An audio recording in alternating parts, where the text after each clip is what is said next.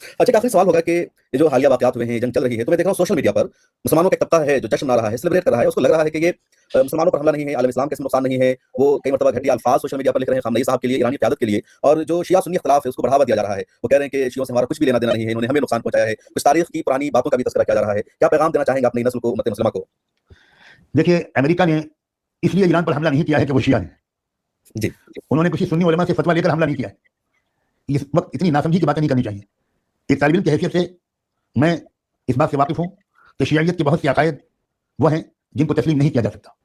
دوسری طرف میں اس بات سے بھی واقف ہوں کہ آج کے بہت سے شیعہ علماء کہتے ہیں کہ جو عقائد آپ ہماری قدیم کتابوں میں پڑھتے ہیں وہ ہمارے نہیں ہیں. ہم تمام صحابہ کا احترام کرتے ہیں، ہم خلفاء راشدین کا بھی احترام کرتے ہیں وغیرہ وغیرہ. ہم تحریف قرآن کے قائل نہیں ہیں، ہم عقیدہ امامت کو نبوت سے بالاتر نہیں سمجھتے. تو اسلام یہ کہتا ہے کہ اگر کوئی شخص اپنا عقیدہ ظاہر کر رہا ہے تو آپ ظاہری طور پر اس کے اظہار کی تصدیق کرو، اور اس کے دل کے اندر کیا ہے اس کو اللہ پر چھوڑو. تو جہاں تک علمی معاملہ ہے، علمی طور پر میں جانتا ہوں اچھی طرح، الحمدللہ میرا یہ موضوع رہا ہے، میں نے اس پر بہت پڑھا بھی ہے، لکھا بھی ہے، اور میرے والد گرامی نے تو اس موضوع پر بہت غیر معمولی علمی تحقیقی کام کیا ہے.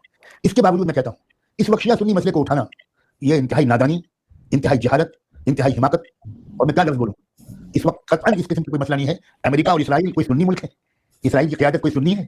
کیا اسرائیل نے اس لیے حملہ کیا ہے کہ یہ لوگ شیعہ ہیں؟ کیا اسرائیل سنیوں کو چھوڑ رہا ہے؟ یہ انتہائی غلطی کی بات ہے. ہم علمی دنیا کی گفتگو کو الگ رکھیں گے، اور اس موقع پر اسرائیل اور امریکہ سے جو ٹکر لے گا یقینی طور پر ہماری ہمدردیاں اس کے ساتھ ہوں گی. یہ حملہ جو ہوا ہے یہ شیعیت پر نہیں ہوا ہے، اسلام پر ہوا ہے. بالکل، آپ نے بڑا واضح ہونی چاہیے یہ بات کہ یہ حملہ اسلام پر ہوا ہے. امریکہ ہمارے نزدیک اس آتھورائز نہیں ہے کہ وہ ہم کو بتائے گا کہ کون سا اسلام صحیح ہے کون سا اسلام غلط ہے.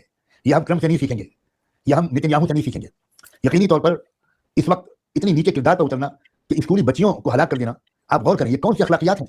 اس لیے اس وقت فوکس رہنا چاہیے امریکہ اور اسرائیل کے مجرمانہ کردار کی طرف، اور شیعہ سنی بحث کو دروازے کو بالکل نہیں کھولنا چاہیے، قطعاً نہیں کھولنا چاہیے. اس بحث کی الگ بالکل بالکل یہ وہی امریکہ ہے جس نے عراق پر حملہ کیا، صدام حسین کو قتل کیا، لیبیا پر حملہ کیا، افغانستان پر حملہ کیا. یہ تو شیعہ ممالک نہیں ہے، یہاں تو سنیوں کی